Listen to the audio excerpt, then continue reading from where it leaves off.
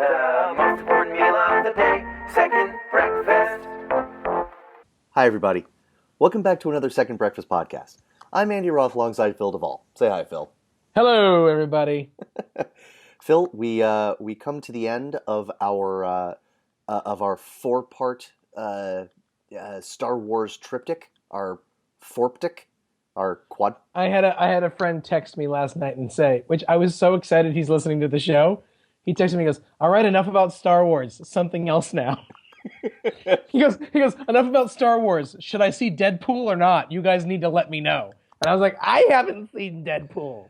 What's your friend's name? His name's Mike. Mike? Yes. Oh, have you seen it? Yes. We have a mutual friend. He's more of an acquaintance of mine, but we're Facebook friends, and there's no such thing as Facebook acquaintances, it turns out. That's true. Who said, but his name's Taylor, and we went to college with him, kind of, and he said, I don't know what that look is, but that's okay. Let me finish my sentence, and then you can tell me what that look was.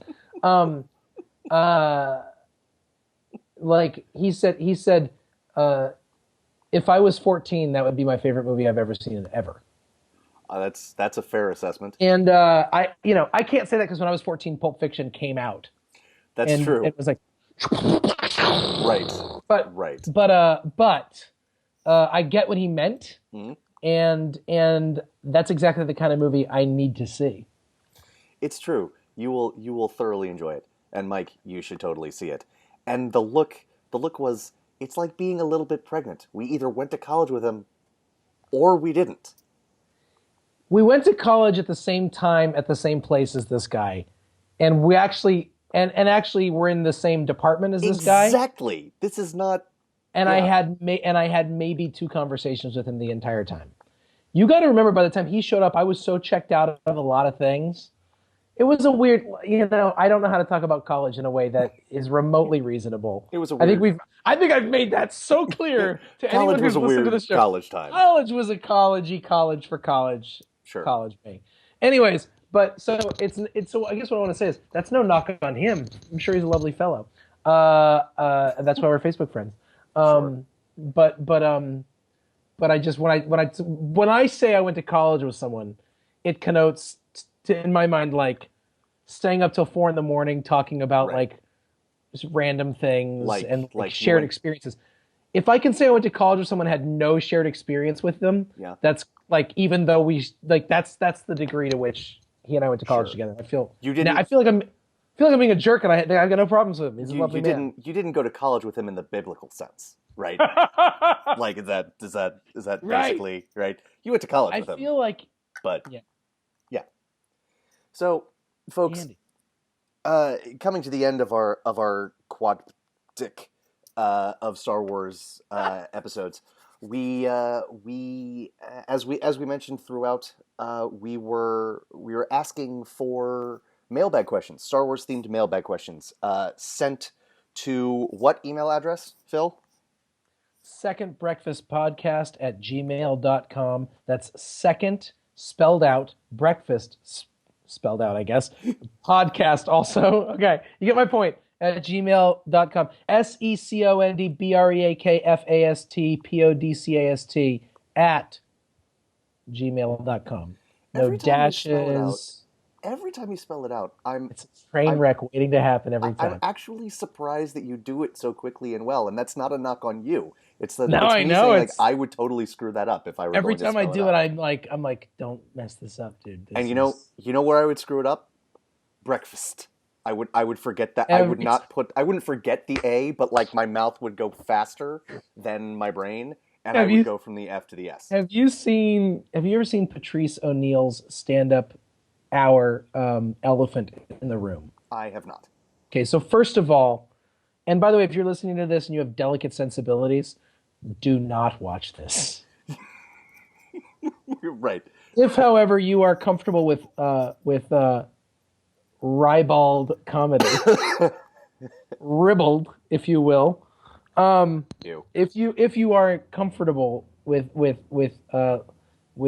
that kind of thing, Andy, it is in my top 5 stand-up routines of all time. Nice. Okay. Of all time. Okay. But he does this bit about not being able to spell out loud, and if like a terrorist had a gun to his mom's head and it was like, spell restaurant. And he's like, Mom, I love you. I love you. Okay, okay. He's like, quit stalling. Okay, I'm sorry. R-E-S-T. Ooh, I know there's an ooh that restaurant. Where? So breakfast is a little. I mean, breakfast. We all know how to spell breakfast, but it's a little tricky. Yeah, and also When you're trying to speed through it. It's that's right. That's right. So, so not only did we get mailbag questions, but we got them in the form of what we here like to call at Second Breakfast HQ. We like to call it a gauntlet. The Gauntlet. The Gauntlet, and what this is functionally is it's a series of questions that are usually related, but they don't have to be. In this case, they are because they're Star Wars themed. Except for the couple that aren't. The first portion is Star Wars themed, and then the second sort of half, 40% to half, not so much, but it's okay.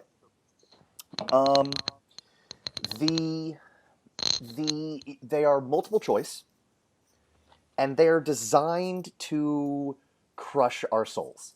They're just designed to crush our souls. I think the generous way to say this is that someone gives you a hard decision and then makes you pick one. And like you have to make a choice. You can't say both. So if someone says, so in a gauntlet, for instance, it's like, here's an easy one, right? Like if someone says if who would you rather? Well, we had some really mean ones. It's true. But if it was like the one that was really tricky for me was like, which is the best? This is a great example of a gauntlet question. I think it was on the first gauntlet we ever did. And it was like, what is the best Stanley Kubrick movie? But then it's not open-ended. It gives you 3 choices. And none of those 3 might be your favorite Stanley Kubrick movie. Right. But of these 3... But it doesn't say of these 3 in the sense of it's not like, what's your favorite of these 3? It's like the language was, what is the best Stanley Kubrick movie? Right. This, or this. And I was like, or it's like if you had to choose like, this actor died prematurely. Of these 4 actors that died prematurely, which one should have lived longer? And it's like, so you can't, you're not allowed to, you have to pick. Sure. You have to pick. Sure. And so when our friend, can I name names? Sure. So our friend Josh Edwards, yes, wrote this series of questions a while back, and we termed it the Gauntlet because it was as if he had thrown down a gauntlet, and we picked it up. It's true. It's true. It's true. Picked it up and ran with it. Down, and then it wasn't down anymore because we picked it up. And so Andy, who wrote the Gauntlet we're doing today? Mr. Joshua Edwards. The guy who created the gauntlets? Is back. Oh my gosh. Is back with, as he terms it, the Gauntlet Master. The Gauntlet again. The Gauntlet again. Which is a little disrespectful to all of the excellent gauntlets we've done in the interim, Josh. You know what? No, he wrote, he made the game. He's the Gauntlet Master. Everybody else is just playing by his rules. That's Remember fine, that. folks. He may have made the game. That hurts Keith to hear. But a certain gentleman named Keith Porcaro, he elevated the form to something that was truly. Well, he took it to the place of how do I ruin your day? Yeah, that's true. That's true, and he did. He's ruined so many of my days. That guy. If you're listening to this and you think, well, I'm not cool enough to write a gauntlet, you might not be. But give it a shot. That doesn't mean you shouldn't try. We love doing them. You know what? Can we do a gauntlet, Andy? Yes. Yes. Did you have anything else you wanted to say about the gauntlet? Just building off that last point. Let us tell you, you're not cool enough to write a gauntlet, right? Like, let us tell you that. I mean, if you're listening to our podcast, you're probably not cool enough to do a lot of things. Yeah, we're not cool enough to do a lot of things. Here's the deal. We don't just do gauntlets, though. If you have a mailbag question about really anything at all, send them in, and when we accumulate enough, we'll do just a mailbag, just a grab bag of answering goodness. So here we go. I'll start us off, shall we? The gauntlet again. Question the first.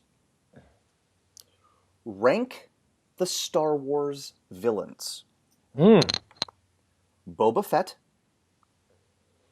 Darth Vader, okay, Grand Moff Tarkin, okay, Emperor Palpatine, Kylo Ren, and Jabba the Hutt. 6. Boba Fett, Darth Vader, Grand Moff Tarkin, Emperor Palpatine, Kylo Ren, Jabba the Hutt. This is 1 and 2 are actually the toughest for me. I think so too. Everything else is super easy for me. Me too. Yeah. Okay. Do you want to go or would you like me to go? Who talks first? I talk first. You talk first. Like, because it's hard to understand you with all the Go Go first. Give me all 6. He says apparatus. If you're watching Force Awakens, and that beautiful moment that we were just quoting with Poe Dameron, and he goes, "Who talks?" And he goes, "Because it's hard to understand." And then as they're pulling him away, he goes, "With all that apparatus." Like he actually says, like he just keeps talking. I love you, Oscar Isaac. All right, here we go. Am I going first? Yeah. I'm gonna go in order of like last to best. Okay, so Dead last is Boba Fett. You know I feel that way. For me, sure. Dead last. There could be an argument made for Jabba the Hutt because he really, in the end, is a lot. He's all game. I mean, he's all talk. There's not a whole lot there. But he is the one who obviously he's powerful, and he gets people like Boba Fett to work for him, and he has his own lair, and he has his own he has all different kinds of monsters he can feed people to, not just one. Don't sleep on the fact. Don't sleep on the fact that a lair is it's you in some sense you've made it if you have a lair, right? You're right. Yeah. Okay. Right. So ranked 6, Boba Fett. 6 is Boba Fett by far with a bullet, or with a Sarlacc monster. Right. Either way, with an anvil. 5 is either gonna be Jabba or Grand Moff Tarkin. I'm putting Jabba the Hutt there. No, you know what? I'm putting Grand Moff Tarkin there. I am. Here's the deal. After Boba Fett, I love every single one of these characters. Sure. Grand Moff Tarkin is not. He's first of all, he's only in the first one. Sure. He's brilliant, but he's really got like 3 seconds of screen time. Sure. And he does use those 3 seconds to blow up a planet. Don't get me wrong. It's true. You're far too trusting, Your Highness. I mean, he's amazing. I love him to pieces. You know what? But here's my argument. But Jabba, is a whole set piece. Jabba is talked about for all 3 movies, and then the Jabba scene or the Jabba part of Jedi is my favorite part of Jedi. It just blows my mind every time. Sure. So I'm going to give it up for Jabba, though I don't understand how he has the power that he has. And Grand Moff Tarkin is a more impressive person in certain ways. I'm going to say Boba Fett dead last by a lot, then Grand Moff Tarkin, okay. then Jabba the Hutt makes it in at 4. Okay. I'm surprising myself as I say this. I think both Grand Moff Tarkin and Jabba the Hutt are more fun than Emperor Palpatine. Okay. But Emperor Palpatine is the Emperor. Sure. Of the Empire. Sure. So he's going in at number 3. He could theoretically be 2 or 1 based on the level of his power, but he's never going to be. Sure. Because he's actually he's so creepy. And if you want to do quotability, Andy, good. Good. It's so much fun. It's true. So you and I'm very interested to see if you and I agree on 3, 4, 5, and 6. So again, number 3 is Emperor, number 4 is Jabba, number 5 is Grand Moff Tarkin, number 6 is Boba Fett. Sure. 1 and 2, Darth Vader, Kylo Ren. Here's the deal. I'm giving number 1 to Darth Vader because Darth Vader is the greatest, possibly the greatest movie villain of all time, as you pointed out in our last podcast. Mm-hmm. Because there is no villain more influential and symbolically important to our generation of film goers. And Kylo Ren is, to some degree, a variation of him. So he gets it too. That being said, he's only been in 1 movie, and I would love to reapproach this question after episode 10. Sure. Or episode 9. This reminds me of J.R.R. Tolkien's discussions of Sauron and Morgoth. Ah. You didn't think I was going to get this nerdy. I took a Star Wars themed Gauntlet and nerded it up a bit. You Colbert'd that mother. Is what I you did. Sauron is actually the second most evil being in the history of Middle Earth because he started his evil in the service of another, right? So there's that. There's that. Okay, so Boba Fett, Grand Moff Tarkin, Jabba the Hutt, Emperor Palpatine, Kylo Ren, Darth Vader. Yeah, that's yours. That's it.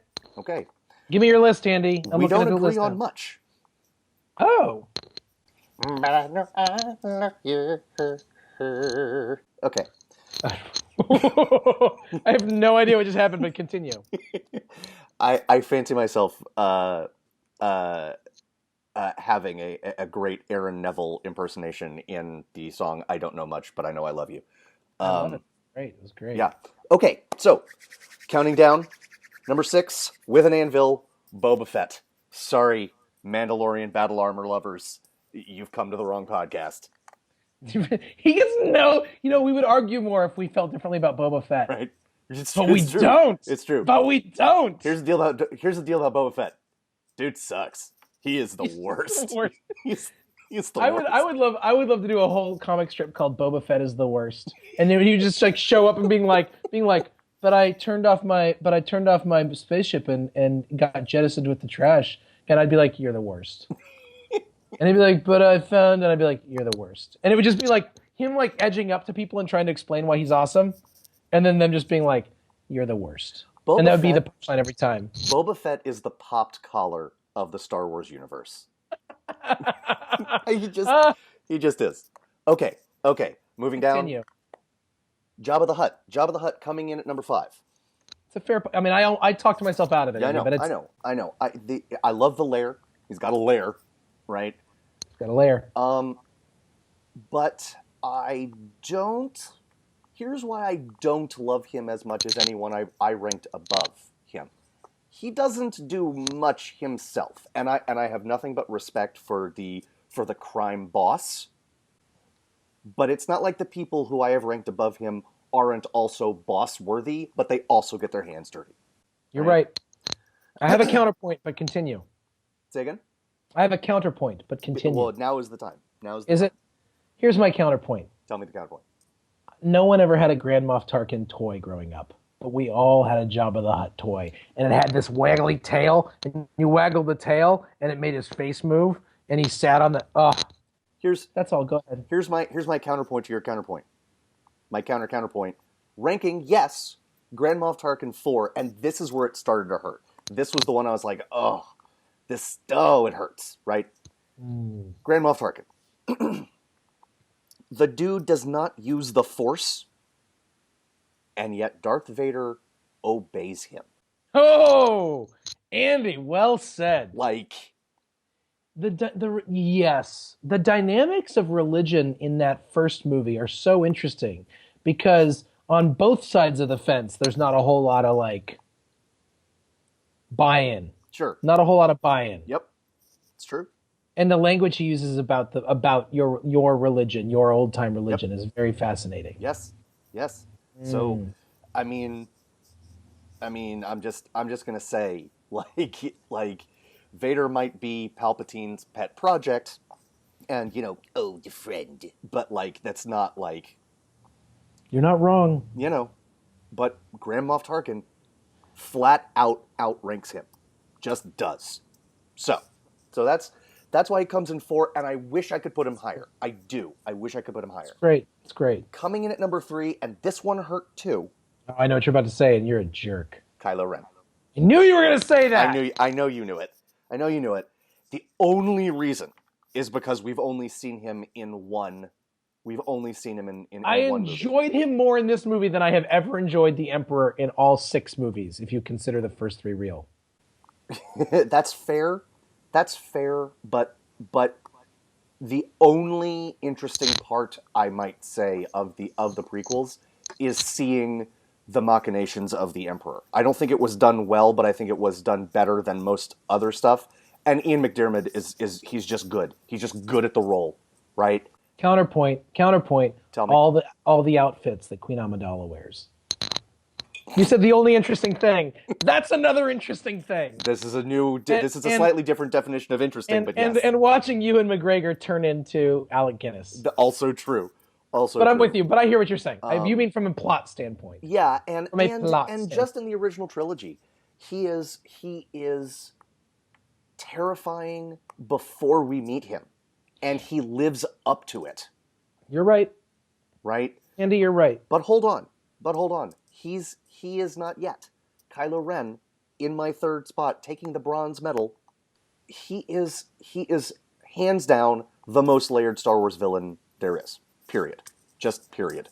Like, as we have said in a previous podcast, like there's no argument. Yes, Darth Vader has layers, but Kylo Ren that's some layers right there. So Kylo Ren, I love him to death. I wish I could put him higher. I wish I could put Grand Moff Tarkin higher. I can't. They come in at 3 and 4. 2, Palpatine. I mean, the dude. Strike me down, and your journey towards the dark side will be complete. Will be complete. Yes, totally. And 1, Darth Vader. What is there to say? Dude's boss. He just is. That's it. Nothing. I got nothing. Take this lightsaber and strike me down. He shouldn't have said that. If he hadn't have said that, then maybe Luke would have actually done it. I'm afraid the shield will be quite operational when your friends arrive. We're so bad at impressions. We're so bad. These are the best impressions I've ever heard in my life. I know, but I thought you were Ian McDiarmid or whatever his name is when you were doing it. That's how good you were at that. Well, I am old and wrinkly. Are we done? Moving on? Yeah. All right. Number 2. I have no. You gonna say anything about Darth Vader? He's the top. He's Darth Vader. I'm gonna say. I love what you're doing right now. Here's the other thing. I was just listening to Ella Fitzgerald right before you called. So the fact that you said that, you're the Mona Lisa, Andy. Andy, you're my Mona Lisa. But I will say this: you're my Waldorf salad. I can't. I just threw a bunch of stuff out of my hand, like Nathan Lane in every movie he's ever been in. It's true. Okay. Okay. So here's the deal. I'm gonna say this now. Okay. I think you're winning the gauntlet so far, and I hate that. I think your list is better than my list, and it bothers me. I think you're right, and I'm not going to change my list. Sure. What's been said has been said, so it is written, so shall it be. You've done a good job so far, and I feel like I'm maybe half-assing this a little bit, and I'm nervous. I'm not sure that's true. If it is true, it's only because I reminded you that Vader takes orders from Grand Moff Tarkin. That's the only thing. No, I think that I've always had some bee in my bonnet about the Emperor. Okay. And I've just never, and that has somehow kept me from actually fully enjoying him. Fair enough. Mainly because I think it's gross. That's a fair point. Question the second. Okay. I'll stop. Question number 2. No, you don't have to stop at all. I'll tease you every time. It's okay. Fair enough. You were most emotional during quote episode 7, The Force Awakens, unquote, upon seeing 1, Lucasfilm Limited. 2, Rey get the blue lightsaber. I might cry right now thinking about it. I know, right? 3, Chewbacca scream when Kylo kills Han. I might cry just talking about right. This whole... The answer to this is yes, right? Like, almost. I will say this. I'm going to let you go first. I'm going to let you finish, in the words of Kanye West. But first, I'm going to let you finish. But here's the deal, Taylor. I didn't get emotional when I saw Lucasfilm Limited. I got emotional when it said Star Wars. Yeah. And I cried like a big stupid fool. Yep. I will admit that when I saw Lucasfilm, I was like, here it comes. It's true. That's true. But it wasn't because it said Lucasfilm, it was because of what was about to happen after that. Yes. The word Lucas has become anathema to me, so it's very hard. But I literally was just like, we're so close to the thing that's going to happen, and then it goes, bah! Yep. Every time that happens on the movies, my daughter freaks out. She knows. She's like, that's the greatest thing that ever happened. And she can't read, but she knows it says Star Wars, and she yells out. She goes, Star Wars! She's not wrong, is the thing. It is the greatest thing that ever happened. Okay, so Lucasfilm Ltd. is a little bit premature for me, and I would say the saying of the term Star Wars on the screen. Sure. I cried. Yeah. Okay, go ahead. I'm gonna let you answer first. I'm going to go with two. It's when Rey got the blue lightsaber, and here's the reason why. You explained why it's not one Lucasfilm Limited perfectly, because I got emotional. Let's be honest. I basically cried from the moment I sat down in my seat to the moment I got You were up. like, or I'll have a large popcorn. That's right. That's right. Yeah, it was basically, yes, it was terrible. It's amazing anyone hangs out with me. The reason it wasn't three, honestly, why it wasn't Chewbacca screaming when Kylo killed Han is because the first time I saw it, I didn't hear it. I was like, I literally went to another place. And so, like, I didn't, I tuned back in. You figuratively went to another place. Well said. No, I didn't. No, I didn't. I was like, oh, hey, Han's dead. Honey, would you switch seats with me? And no. Anybody want to switch seats? Anybody? Okay. No, that was her. that was my girlfriend. Anyone want to switch seats? Yeah. So, I mean, there's so much behind Rey getting that lightsaber. There's so much, and there's so much we don't know about it yet. But it was the perfect. It was the hero pose. It was like I was excited for everything that just happened. I was excited for everything that was about to happen. It was of these three moments. That was the one where I was. That was the moment I was most emotional.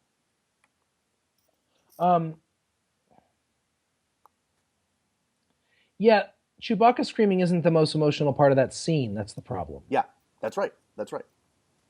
For me, I've said it a bunch of times, but watching Han touch his son's face as he dies is the most. And then I can't.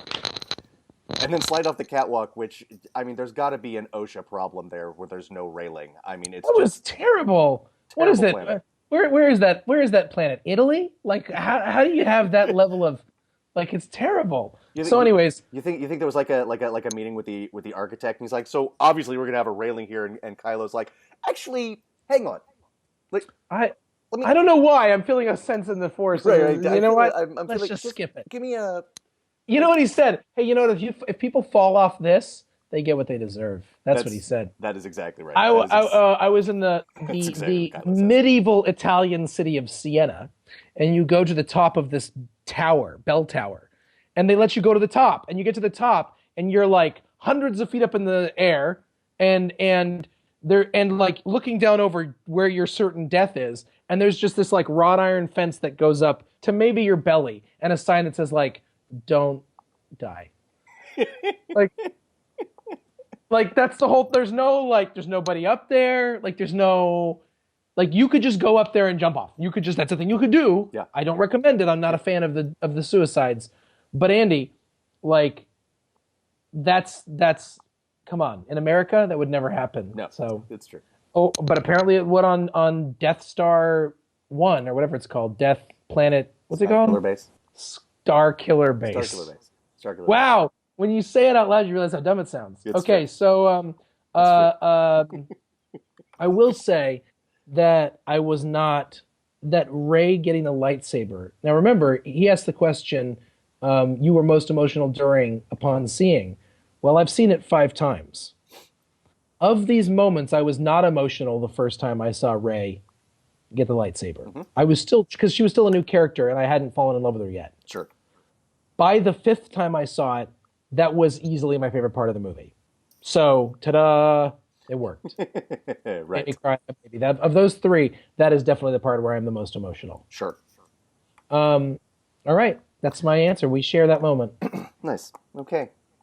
Question the 3rd.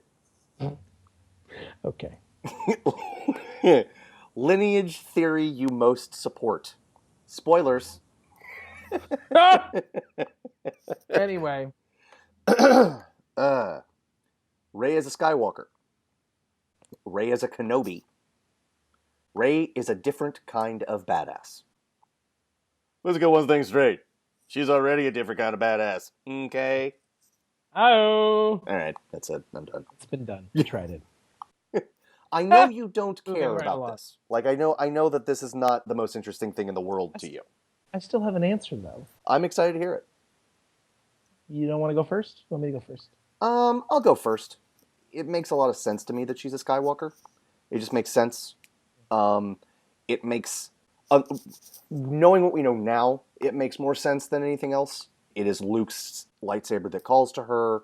She, like, every time she does something heroic, you hear the Skywalker family theme. You know, clearly he might have a problem with abandoning his kid, but at least he's abandoning his kid in an environment that he knows his family's familiar with because it's a desert planet. And he knows that she'll grow up with a British accent for some reason. Sure, that's which is always good. At least she'll sound cooler than me. Jeez. Right?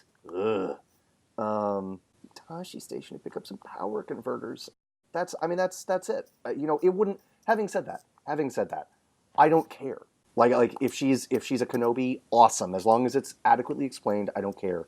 As long as it's adequately explained that she's a Skywalker, as long as it's adequately explained that she's related to the Dowager Countess from Downton Abbey, I don't care. Right? I don't care. That would be amazing. That would Although, be because it is a totally long time ago in a galaxy far, far away, she's actually predates the Dowager Countess, but that's okay. Andy, Nothing I have an predates the Dowager answer. Countess. Andy, I am nothing if not very conservative and reactionary, stuck in my ways, and willing to die in stupid ditches. That is the first thing I tell people about you. Well, then you tell them the truth. So that being said, the first time I watched this movie, Okay. I was like, oh, I love the idea of the Force being present and sort of awakening in someone who is not part of the Skywalker family. Sure. I loved the idea that this Force, this both religious awakening, but also sort of like story arc could include people outside of the Skywalker clan. That was exciting to me. And it took me to me like accepting the first episodes 1, 2, and 3 as canon for now, just for the sake of this conversation. There was a time, well, I don't have to because I can just use Yoda. There was a time when the Force was belonged or was accessed by many, many different kinds of people. It's true.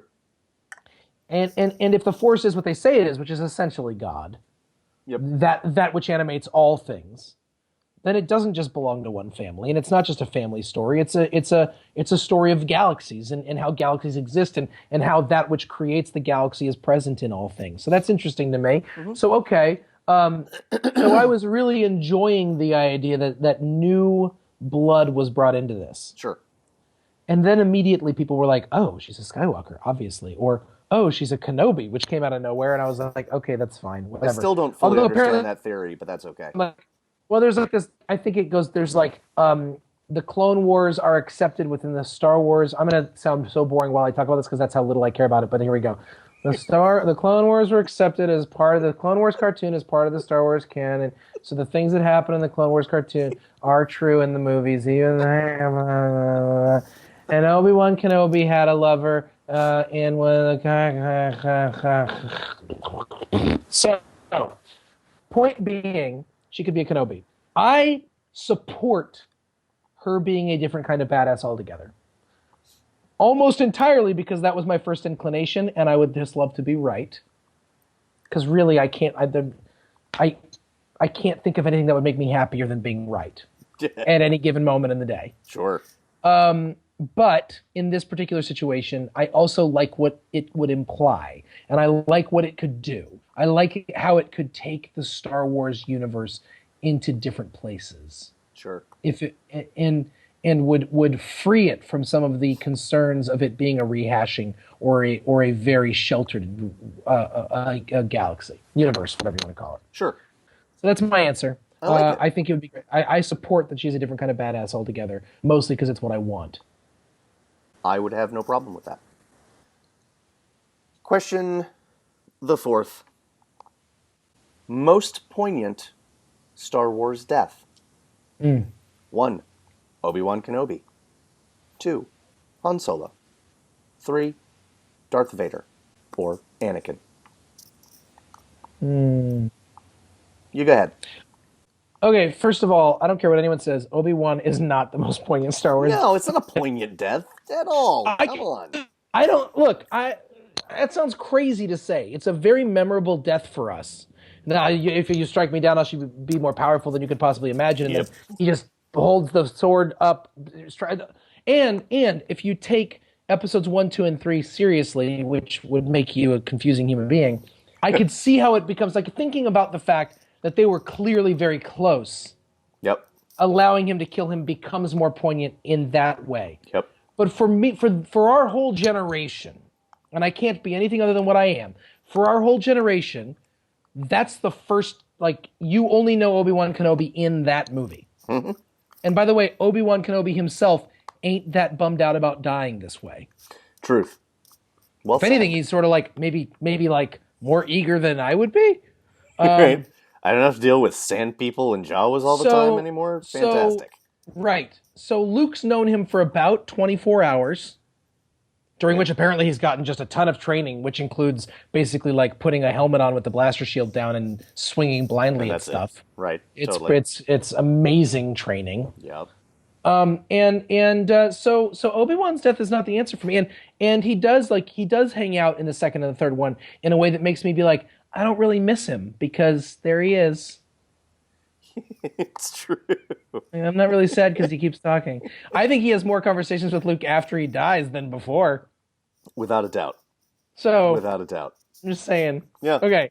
So process of elimination, 1 down. Yep.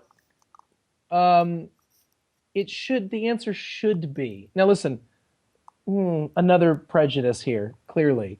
I'm just so in love with episode 7. I'm so damn in love with episode 7. Yeah. But the answer should be Darth Vader and Anakin Skywalker. Let me tell you why it isn't. Okay.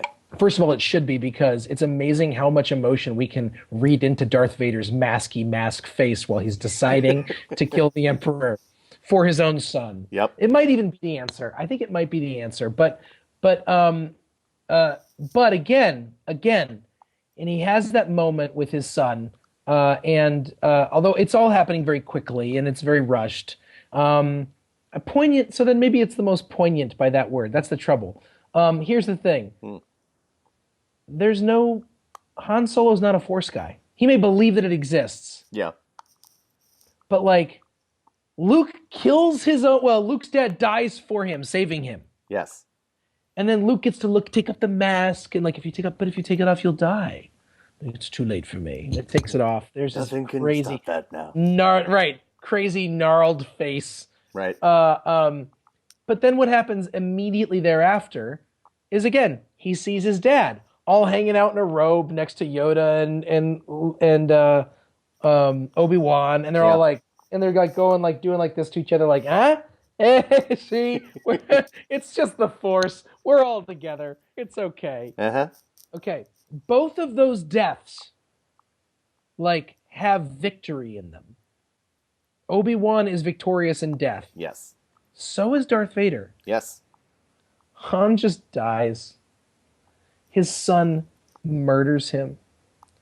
And there's no guarantee that we're ever going to see Han, like, hanging out as a ghost at the end of the Haunted Mansion ride, going like, "See you next time." It's like, not my fault. Right. Like that's not going to happen. Like, he's gone forever. Yeah. And his son killed him. Yep. And it's the worst thing of all time. Sure. So it wins for me. Sure. Also, I've cried more at that than I have cried at anything else that's happened in any Star Wars movie. Sure. So there you go. There's my answer, Andy. Sure. Numero uno, Han Solo. Sure. Phil, I think it's Darth Vader, and I'll tell you why. Okay, go ahead. I'll tell you why. Because I have always found bittersweet things more poignant than flat out sad things. And I can't help thinking that while there is victory, there's certainly Obi-Wan's death is all victory. Right? Just period. It's all victory. It's my lightsaber's too heavy. You go ahead and kill me, and I'll be a ghost. And there is no victory in Han's death. What keeps it from being you, as a matter of fact, keep it from being the most poignant death for me, and it's because something you said in a previous Star Wars podcast. Hoisted on my own lightsaber petard. No. You've given a valid answer and you've backed it up well. But you're like, dude, because we were talking about how Han Solo is just kind of like he can't get out of his own way, and you were like, dude, just tell your son you love him. Just tell your son you love him. Doing that, and then he gets skewered by Kylo's lightsaber. Easy winner for me, but he doesn't. He doesn't, and so it's like, man. But there's so much else going on. There's just so much going on in Darth Vader's death. There is triumph not only of Luke, but of not only Luke's triumph in getting through to his father, but in Vader's triumph in returning to. There's triumph in Vader's returning to Anakin. There is Vader remembering that he has. Really remembering. I know. He says, now Obi-Wan's failure is complete because he figures out about Leia, but now he's like, tell your sister you were right about me, right? And there's all that going on, and it's beautiful. It's beautiful, so beautiful. And then you layer on top of that, like, yeah, it's beautiful, but you still didn't play catch with me growing up, right? Like there's still a lot that you missed. That you know what you're not going to do as a Force ghost. Like, yeah, Obi-Wan has more conversations with Luke after he becomes a Force ghost, but he's not hanging out all the time. It's not like, oh, now that my dad's dead, we're gonna grab coffee every Thursday. Right. No, you're right. And so there's triumph and loss and all the, as the kids say today, all the feels. And so that for me, every that's single why feel. It wins, Yeah. And yeah, I hear you. It's more filled with love. Poignant is an interesting word because I was like poignant. Yeah, I'm sticking with my answer, but I think you've made a good point. Sure. But I stick with my answer. As you should. Also, I don't want to make you feel stupid, but it's poignant. So, I'm sorry. Yeah. I'll write that down in my journal. Poignant. Urinal. I draw the line there. This far, no. With P. The line must be drawn here. You go here and no further. Moving on. Question the next. I don't know what number question it is. He didn't number them. Who is most likely to appear in Star Wars 10? Star Wars X. Mine says Star Wars X. Star Wars X. Meant it was going to be the non-adult extreme. version. No, the extreme version of Star Wars. Right. Not Star Wars XXX. Awkward. Who's most likely to appear in Star Wars 10 or X? This is important, folks. Just obviously, you can all do math. Point it out. You can all do math, but this means after this trilogy is completed. Afterwards. The start of a new trilogy, or the start of we're going to be getting Star Wars until the heat death of the universe. Which, by the way, the first 3 times I read that question, I thought it said 9. Like, in my mind, it was... Right. I mean, I saw that it said 10, but in my mind, 10 was the last one of this trilogy. And then I did the math, which took me forever to do. And I was like, wait a minute. Right. No, totally. It doesn't say IX, it says X. Anyways, so beginning of the next... Okay, go ahead. Who is the most likely to appear in Star Wars 10? Who's most likely to appear in Star Wars 10? Finn or Chewbacca? I'm going with Finn. Interesting. I think Chewbacca... I think out of dignity for the character, Chewbacca will retire with Peter Mayhew. Who is 71 years old as we speak and has a bad name. Sure. If he survives this trilogy, yep, which I don't think is a given. Sure. It could be a full-on, like, this could be like death for all of the OG characters. Sure. If he survives this trilogy, I think he's done. Unless they use the next 2 movies to sort of beef up his character, but I don't think they should. Yeah. I know that some version of him or a Wookiee, whether it was was it actually Chewbacca in the first trilogy? Yes. It's so deeply stupid. It's so stupid. It's so stupid. Yeah, it's true. You're right. There's so many things that's problematic. Anyways, I think they kill off Chewbacca, or Chewbacca retires calmly. But Finn, I think, survives, ends up with Rey, and I think makes a cameo in Episode 10. Interesting. You Because have if there is swayed an me. Episode 10, they're going to want to have the human characters on some level. You have swayed me. You've swayed me. I was going to say Chewbacca purely because, like, what will John Boyega's career look like after this trilogy? Like, you know. Yeah. Having said that, any Star Wars movie is going to be the biggest movie of any year it happens in. And since we're getting a Star Wars movie a year until the heat death of the universe, that's kind of depressing. But Or invigorating. or really, really, the Boba Fett and young Han Solo. The Boba Fett thing's not a given yet, right? That's not for sure. I think that's true. Young Han Solo is though. Even if they cast Miles Teller. Even if they cast Miles Teller. Green light. It's true. Oh my God! Please cast Miles Teller. I know, Oh, he'd be great. please, He'd be great. wherever you are. He'd be great. All right. But I was thinking Chewbacca simply because, I mean, Peter Mayhew is wonderful, but someone else extremely tall could fill that suit, right? And Theoretically, yes. they've already established that Wookiees live longer than redwood trees. So there's that.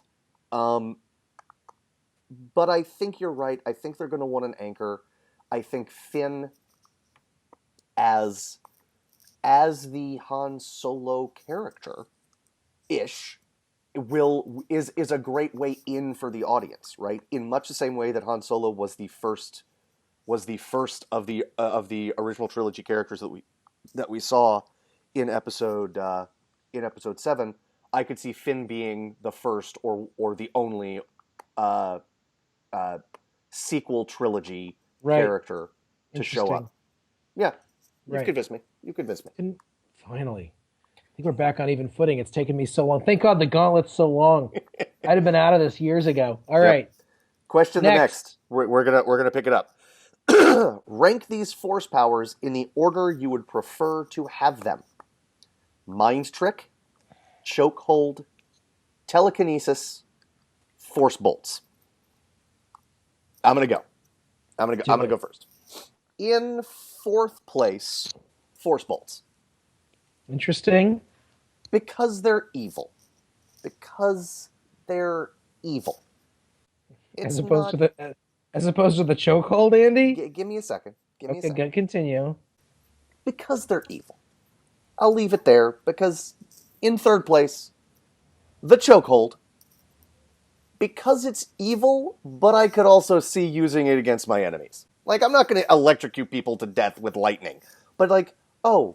That's on you. Right? That's on you.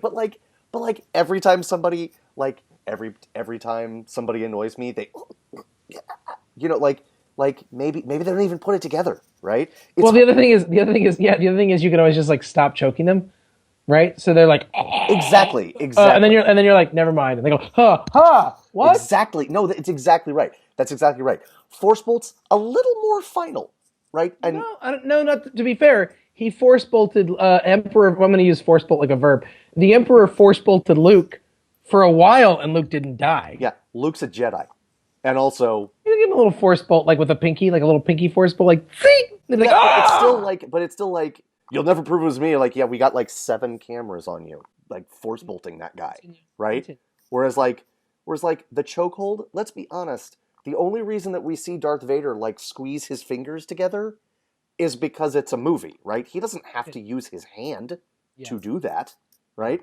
They'd never know. So if I'm going to be evil, I'd like to be imperceptibly evil and also not completely evil and actually kill people. So chokehold comes in third. Then, in second place, telekinesis. Interesting. Wow, okay. And the only reason it's not first, because it's the one I would absolutely enjoy the most, is because I would weigh 8,000 pounds. I would never get off of my couch. I would. You telekinesis food to your mouth. Right? I wouldn't even. The Like, I wouldn't even. spoon would be. The spoon would be spooning the Ben and Jerry's out of the thing and into your mouth. Yeah, right? Like it wouldn't even be like slice of pizza into my hand. It would be slice of pizza floating in front of my face so that I could bite it when I wanted it, right? Yep. Just terrible. And so the one I would like the most, mind trick, and I feel a little evil with this one too. The thing is, you should, but continue. Especially not only for the Star Wars reasons, but I also recently watched Jessica Jones, and come on. And so I haven't seen Jessica Jones, so that doesn't mean anything. the bad guy's a mind controller, and it's really terrifying. Like, it's legit scary. But I'm basically in a sales role right now for my company, and it would just come in really handy, right? Fair enough. It would just come in really handy, and I wouldn't use it. I would only use it like once to convince a lottery winner to share their winnings with me, and everything else would be like, hey, you're being a jerk. Would you mind stopping that? And then the jerk would be like, okay, I'm gonna. It would be my mind trick. My mind trick would be this. It would be that scene in the prequels where the guy's like, you want to buy a death stick? And he's like, you don't want to sell me death sticks. I don't want to sell you death sticks. You want to go home and reform your life. I'm going to go home and reform my life. That's what my mind trick would be. By the way, death sticks. I know. I hated myself as I was saying it. All right. So that's okay. So Your from top to bottom, mind trick, telekinesis, chokehold, force bolts. You are only wrong completely in every way. I think you and I actually share a third place and nothing else. Fantastic. Yeah. Hit me. Coming in. No, that's not true. That's even not true. This is all not true. Okay. First of all, other than telekinesis, you said it a little bit, but let me be clear. All three other options are inherently evil. Yes, that's true. Okay. That's true. So I will just, spoiler alert, telekinesis is my number one. It's not even something I care about. Like, I'm not interested in telekinesis. I'm way more interested in the other ones. I shouldn't have them at all. That's interesting, like, because I didn't put so telekinesis bad. first. I didn't put telekinesis first, and it's the one I'm most interested in. Anyway, yeah, go ahead. Least interested in telekinesis, but the one that I know that I would do the least amount of damage with by definition. Yeah, okay. That's what Magneto says too.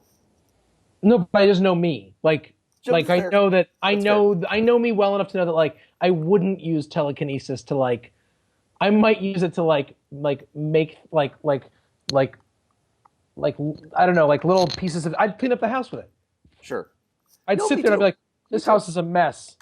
No, it's not. Right. Like, that would be what I would do, okay? By the way, can I pause you for just a second?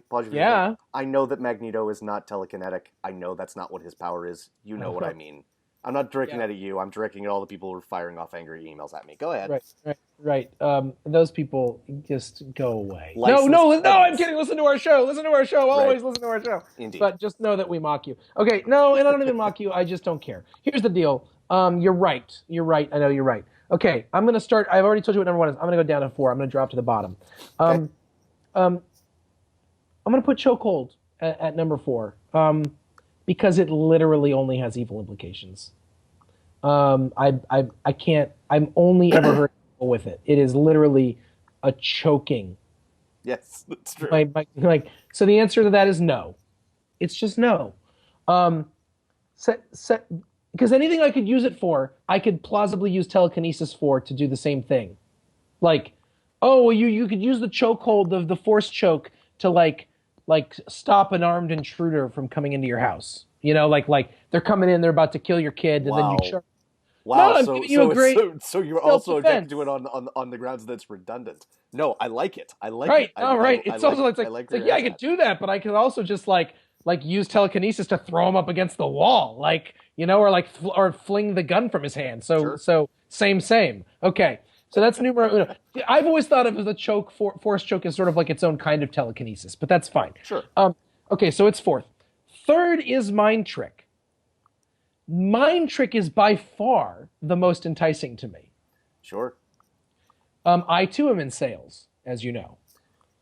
And I would love, and as a person who runs a church, there are so many crazy people who love church. And it would be so, and they're crazy on such a minor level. Like it's people get crazy about like where the coffee goes. Like people get crazy about weird stuff. It's not like life or death craziness. Yeah. And they could walk up to me and be like, "Ugh!" and I would just go like, the coffee doesn't matter. And they'd be like, the coffee doesn't matter. Ugh. My problem is the moment I start to manipulate people emotionally, mentally in my position, I'm not sure when to stop. I'd like to tell you I'd know when to stop. I'd like to tell you that. Yeah. I can't be sure of that. Watch Jessica Jones. It'll drive you out of your gourd. Perfectly okay. I believe you. Yeah. Number 2, force bolts. I feel like I could use them to start fires. That's my no, Andy. You don't have to like it. That's my reason.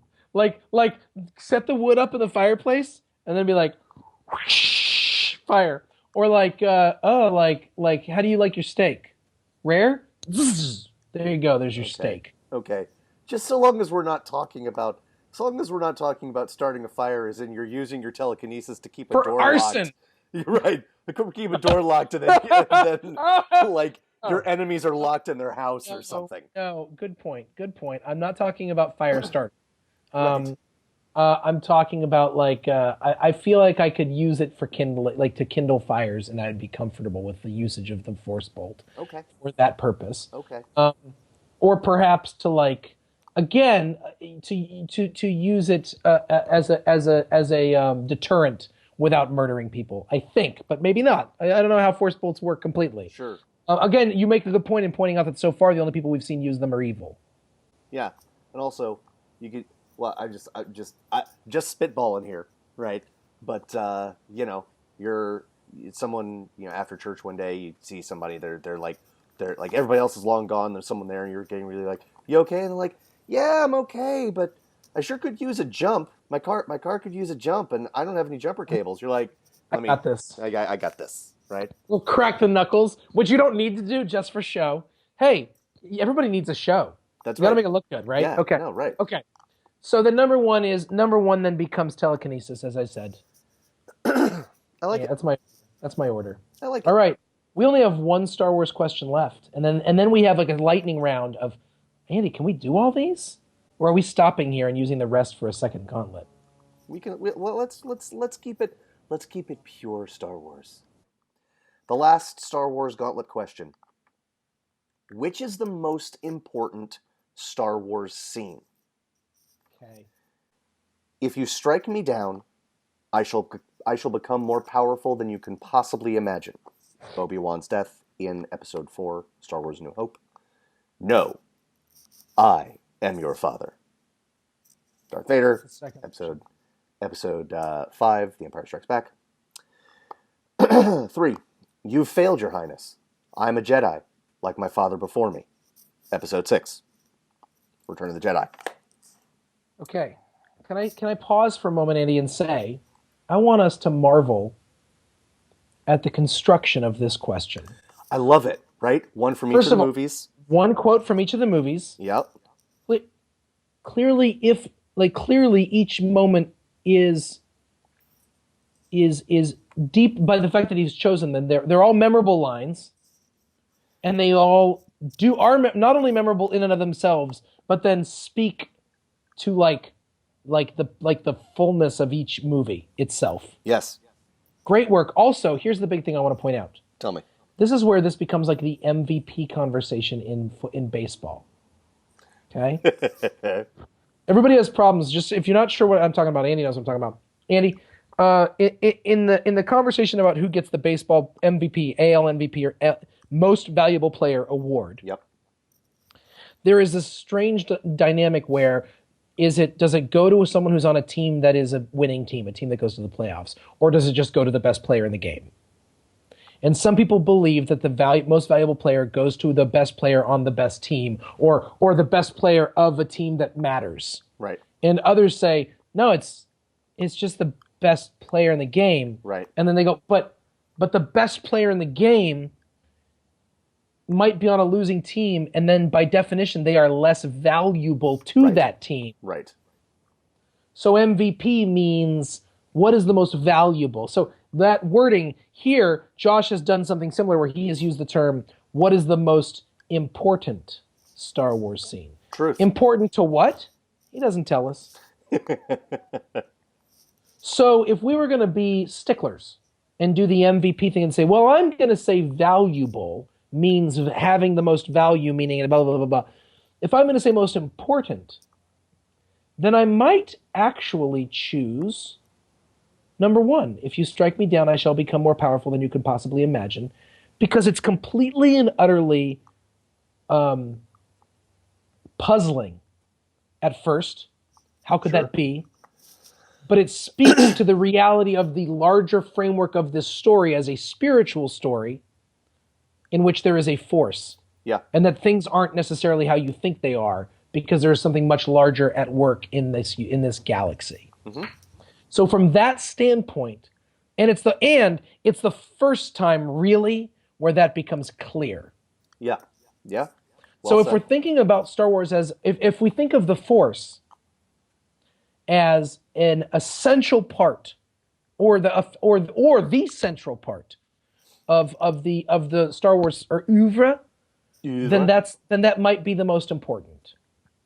If we think that this familial relationship or shock value or whatever, or just like the most sort of like, oh my gosh, I can't believe this happened, then it's No, I Am Your Father by far. If we think that it's about the triumph of good over evil, then you failed, Your Highness. I am a Jedi like my father before me, which is sort of a culmination of the first two in a lot of ways. Yeah, that's right. That's well said. That's well broken down. I haven't told you my option choice yet, but those are the things. Well parsed. Good explication. Now, do you want me to tell you my actual answer, or do you want to tell me your answer, and then I'll tell you my answer? Go for it. Okay. I don't care about any of the things I just said. No, I Am Your Father is by far the greatest moment in all 3 Star Wars for every reason that something could be great. It is amazing and brilliant and tragic and unexpected and confusing and shocking and eye-opening and like world exploding and world building at the same time. It is iconic. You don't exactly remember perfectly where Luke is when he says his line that they've given us here. I am a Jedi like my father before me. You remember everything about the scene with him reaching towards his son, and his son like with one arm like this and like hanging on. No, that's not true. That's impossible. Which, by the way, we all make fun of, but it's amazing. He kills that's that the scene. Most amazing. It's just amazing. Yeah. That is the greatest moment in the Star Wars original trilogy. So, is it the most important? Is this person the most valuable player on the team? I don't know. It's the moment. It is the most important on a cultural level, on a filmmaking level. It's the thing. Phil, here's the problem. You're so completely right that I don't have anything to say. Well, now I feel bad. No.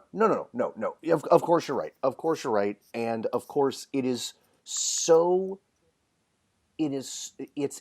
importance is so overarching that it doesn't matter how you define importance. That is the answer. Having said that, I will offer some support for the line from episode 6. For you failed, Your Highness, I am a Jedi like my father before me. Not because I think it's the answer. I think the answer is what you've said. It is no, I am your father. For all the reasons you've said. But I wonder, except for the fact that just the picture on screen looks cool because he's, dangling over nothingness in Cloud City and he's and Vader's reaching out to him. He's just got his hand chopped off. Except for the physical things that comprise that scene, I wonder if the impact of that scene would be quite as great without the scene in the last one, because that is the bookend, right? That's the bookend. No, I am your father. Okay, well, if you were my father, I'm going to spend the next movie figuring out what that means to me, and I'm going to have to fight you, and I'm going to have to come to grips with the fact that I have a sister that I'm trying to protect, and a galaxy that I'm trying to protect, and and the anger that is inside me, and the dark side that is clearly inside me because my father has completely turned, and I am going to take all of the intestinal fortitude that I have, that is my birthright, as much as the darkness inside me, and I am going to say calmly, "You've failed, Your Highness. I am a Jedi, like my father before me." And that is a message to Emperor Palpatine. It is a message to Darth Vader himself. Remember who you are, Father. Remember who I am. And this, right? Those things are so... That is not the answer, not because there is anything unworthy about that moment. That is not the answer because that is just how great the "No, I am your father" moment is. But I wonder, except again for the physicality of the moment, the hand chopped off and all that stuff, I think of those two things, I really do. I think of these two scenes together when I think of them. You know, unless I am just thinking about either sort of the staging of that moment or about how awesome Luke is, even as he hilariously says, "Yo!" Because it's funny, although he kills it. All three moments are actually brilliant. Yes. Yes. Every time I watch episode 4, I am more and more flummoxed by Obi-Wan Kenobi's decision to let himself die. It's not like he's tired of fighting. Like, unless he's like existentially tired of fighting, like, oh, the fight. In the Sylvia Plath says He's the been word, hanging he's out tired by of life. Right. He's been hanging out by himself in the desert for years. Right. Doing nothing. Nothing. He's active for like 5 minutes. He's like, screw it, I'm done. What? I don't get it. But also, I don't get it. The more I watch the movies, the less I understand the decision to have him die. Let me rephrase that. The less I understand his decision to allow himself to die. Because again, it doesn't look like he's getting beat. That's true. I just don't. Every time. It's almost it's that like side glance, like, you get it, like to Luke, like, seeing this? You seeing it? Does that happen? Well, I think that's really important, right? I mean, yes. That's why. I wonder if that rationale holds water. That's the great teaching moment of the movie. Is actually the best way he teaches him is in allowing himself to die. Right. Then it becomes more interesting to me. Yeah, but I still don't know if that holds water. But yes. Oh, me neither. But here we are. Here we sit in eternity. Here we are. Yeah. Okay. So we have a whole other section of this gauntlet. We're gonna do it later. It's true. Because I think we spent an hour on this. Folks, we got lives. We're busy people. Don't tell people things that aren't true about us. This will bring us to the end of this gauntlet. This will bring us to the end of this episode of Second Breakfast. And it will bring us to the end of our Star Wars series, our Star Wars triptych. We're not going to do this again until the next time there's a Star Wars movie. Which is later this year. We're not doing it for Rogue One. However excited I am for Rogue One, we're not doing this for Rogue One. No. For episode 8, we're going to spend... So episode 8 comes out in 2017. We're going to spend every waking moment until episode 9 comes out making episode 8 podcasts. That's just a guess. That's a guess. I hope we're still doing a podcast by then. I hope so too. Let's just ask. We'll make sure that President Trump allows it. And there we go. Oh. See what I did there? Ah. See what I did? Do you see what I'm not? I'll be honest with you. I'm not even sure I see what I did. Folks, thank you so much for watching. Oh, Andy. I think I've broken Phil. I've broken Phil. I'll still be doing a podcast. I don't know if Phil is going to be able to recover. I'm gonna say in response to that. I am gonna say one tiny thing in response to that. Okay. If we elect Donald Trump as president of the United States, we get what we deserve. It's well said. We are, folks. We are at the top. Not to get political, we're at that place, that tower in Italy, and there's just the. You want to lean over the edge too far? You want to jump? Splat. That's your deal, man. I mean, okay. Come on. It's why we have a mop to clean you up. So who's the... Oh, I can't. I know. All right, Folks. I love you. Folks, this will bring us to the end of another Second Breakfast podcast. For Phil Duvall, I am Andy Roth. We are Second Breakfast. We'll see you again real soon. Bye-bye. The most important meal of the day, second breakfast.